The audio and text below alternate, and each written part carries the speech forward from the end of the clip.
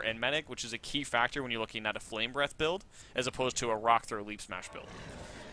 Right? Now, Fav here is using movement speed on Cabot, which I never really quite understood. Get nice and close up to the monster, use the damage amp. I'm not entirely sure what he's doing there with movement speed instead of, say, reload, get more shots. To make sure he's in position, just kind of help him out with the chase, since he wants to be ready in the forefront. Because if we look at where he is, like on the map right now, we see that he's traversing in the middle, which is the longest distance. However, you're always going to be able to do something unless the monster goes north-south, which right now Source is forced to go east-west.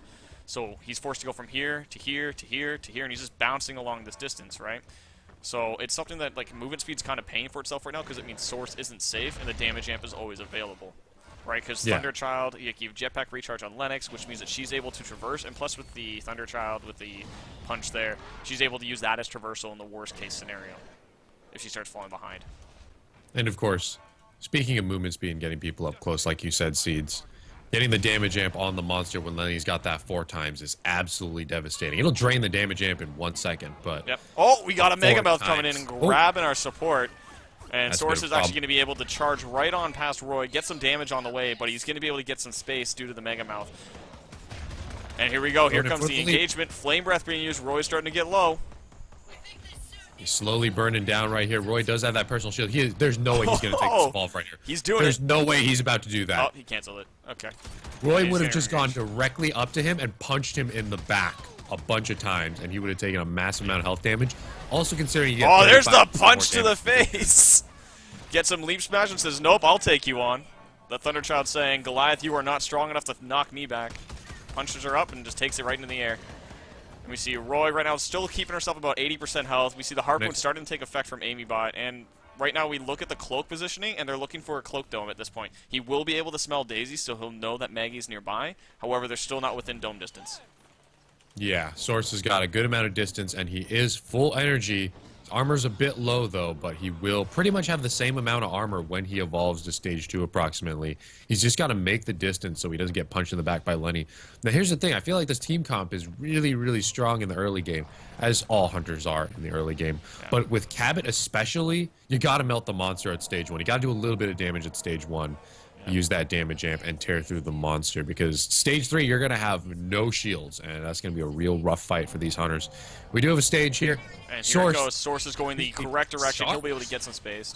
2-point Leap Smash, 2-point charge, and 1 point into Rock Through to be ready to fight. Stealth Bounce does come in, hits Roy. Roy's going to get knocked back in the acid, getting burned. However, the medics there are going to be able to keep Roy alive and make sure he doesn't have to pop the personal shield still. Bugsy doing what he can on the high ground, gets knocked down. Rocket's picked up, tossed at Bugsy. Bugsy dodges it, and Source is going right in with no armor, just wants to take out this medic while he can. Chooses to Leap Smash, and there you go, it connects. Thunderchild comes in, punches Source, knocking him back a little bit and dealing a ton of damage. Almost down a bar of health from it. Dust comes in, going to get the tag. Here comes the Thunderchild Lance, is going to be dealing lots of damage as he starts building stacks. On 3 stacks right now, Damage Amp comes in, dealing lots of damage. Here comes the charge, going straight for Fave, and going to be going at him. Here comes the leap, dodges by Fave, getting him at 80%. Here comes the heals, gets blocked by Roy. Lenny.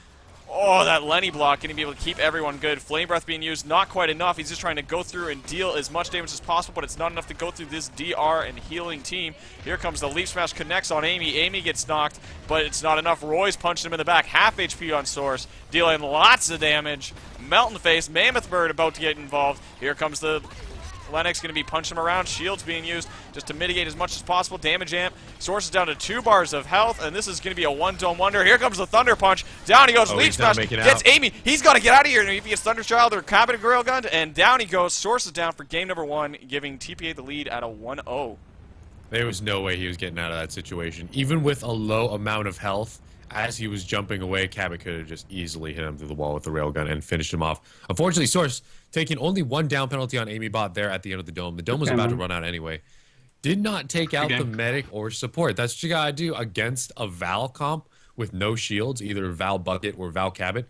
Just take Val out. Now, I know Val had DR, so maybe taking Cabot out also would have been a good choice. He just wasn't able to focus anyone down that much.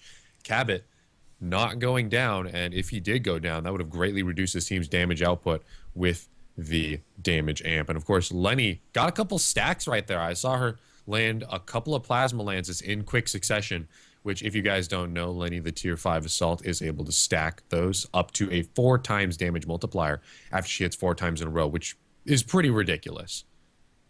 Yeah, and she's like that plus the damage amp, and it just gets super out of control, which is what we saw there.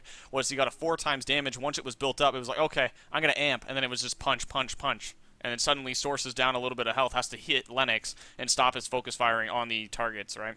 So in that case, he went after the medic, was trying to get as much damage as possible, wasn't quite able to finish it, and we saw it was a one dome wonder, and it was just non-stop damage being pumped out, and Source wasn't able to mitigate in that dome because Amy waited till they had an appropriate position in order to make sure it wasn't able to loop. He wasn't able to block himself in anywhere. So, great patience and being able to wait for that evolve so they had the opportunity. And see, this is the beautiful thing about the TGL picks and ban system is you really, really offset some monster players. We know Source as mainly a Kraken player. We see him play a little bit of Wraith every now and then. But I think TPA plays quite a bit against Nimp, their own Wraith player. So they've got Wraith figured out. Nimp, I would say, is the greatest Wraith player. And I don't like superlatives, but the greatest Wraith player I've ever seen. Nimp and his legendary take the shot game. Absolutely beautiful. And with that knowledge, TPA's experience against Krakens, well, they banned Krakens, so that doesn't really matter. But Wraiths also, because their monster player is a Wraith. So Source had to choose between Goliath, Meteor Goliath, and Bob. And if I had to personally choose between those monsters, I would have also chosen Goliath. But Source just not too practiced up on Goliath. Bugsy was also originally a Goliath player as well. So that adds in there as well. So not only have monsters that are available on both Kraken, Goliath, as well as their standard Nimp, who is going to be on Wraith. And like you said, one of the best Wraiths in the game. Able to survive with, how much, like 1 HP? Against a Crow? Oh. Numerous enough times? HP that I couldn't see it. That low HP. And he didn't do it once. He didn't do it twice. He did it like several Multiple times throughout the majors. He just killed like Crow nonstop. multiple times. It was absolutely ridiculous. But that's the difference between TGL and ESL. In ESL, if you have the greatest Kraken player ever, you can be successful. In TGL, you not only have to have the greatest Kraken player ever, but you also have to have a pretty good Goliath player, a pretty good Wraith player, and maybe even a pretty good Bob player if you want to be successful. Your team has to be well-versed, not only in Val. If Val gets banned, then you're also going to have to be able to play Kyra, Laz, Slim. The bans are going to force people off of what they're comfortable with, and that is going to be the difference. Who's more versatile in TGL? It matters a lot more than in any other aspect of competitive Evolve. And meanwhile, I want to take a moment to thank those who have been donating to the TGL Patreon. You guys have made this TPA versus Team YP exhibition match possible by absolutely demolishing that first milestone on Patreon. You guys need to donate $100 for this match to happen, and the prize pool is currently at $1,750. If Tim would be so kind, or any of the mods in the chat, to drop a link to the Patreon for those of you who want to help contribute. We really appreciate that. It helps supplement the prize pool and keep TGL running. So check out that TGL Patreon, and the more you guys donate, you're getting stuff back, videos, exhibition matches. I believe one of the milestone goals you guys hit, because you've been donating so much, is a draft match versus 2 TRS devs. So that should be really interesting as well. Check out that Patreon, guys. You can find it in the chat. Hopefully someone drops that in there. Yep. And right now we're getting into the bans now, so let's take a look at what's going on. We see that we have this going on. We are going into round 2 of this setup, and we have the first ban coming through on Monster, which is, of course, going to be Kraken. Right? Not surprising. Yeah. Yep. And then following that, what was picked? Trapper is the first class, and it looks like Source is banning Griffin, and Maggie is going to be picked by TPA. Yeah.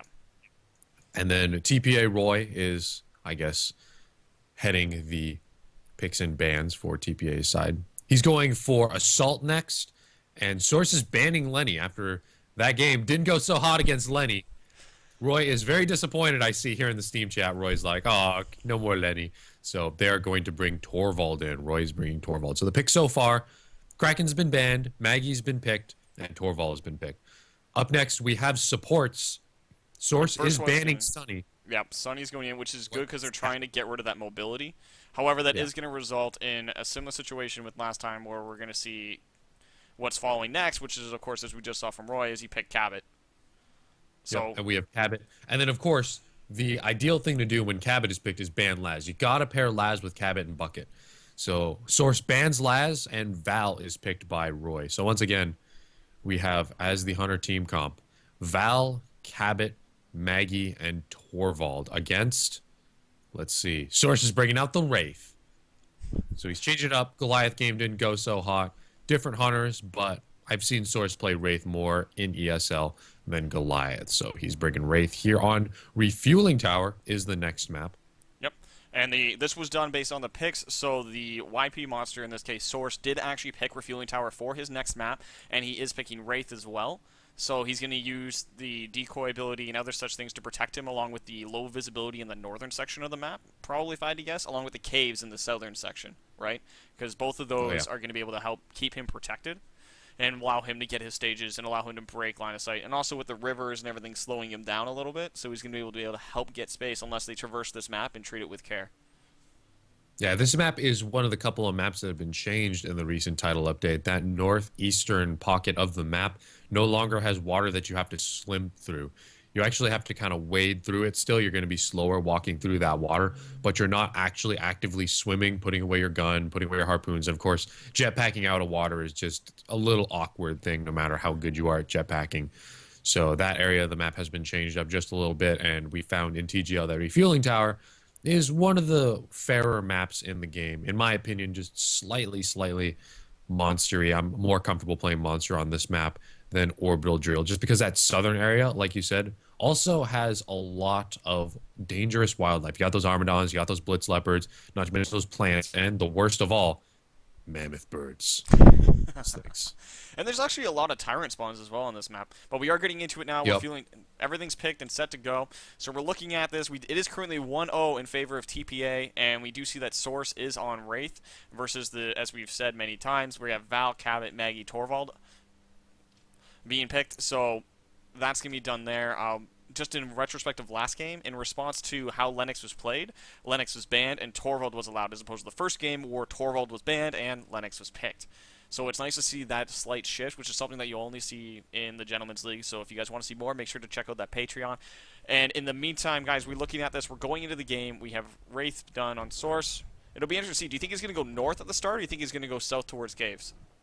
I'm going to say northeast, straight past the mammoth birds, spotters, all that nice food. Maybe grab a couple of meats right off the bat. Now, as Wraith, you have a little bit of a choice to make here. I think he's going to grab the meats right off the bat, but if you expect to make it to stage 3 and you want to decoy inside the dome, you can leave these meats for later and make it a quick snack in the middle of the match. But it looks like Source is just going to pick that up right away. And for those of you wondering, by the way, the map list for TGL, Orbital Drill, Wraith Trap, Refueling Tower, and Distillery. So Refueling Tower was chosen for this second map. Like I said, Source moving over to the northeast part of the map. You got a couple slots here. Don't really want to deal with those at stage 1, but there are plenty of mammoth birds to be gobbled up. And you can pretty much, if you run this feeding route well, get stage 2 ready before the hunters even dome you. And the hunters are going to close in on them very quickly. They're familiar with this particular route. And while we're getting into that, like speaking about this route, one thing that's going to help him with this feeding is his perk choice. And in this case, we're seeing that he chose abilities, which means he's going to be able to use his Warp Blast and all his other abilities with a lower cooldown, which will help him traverse this map and be able to get his distance along with fighting in case that gets done.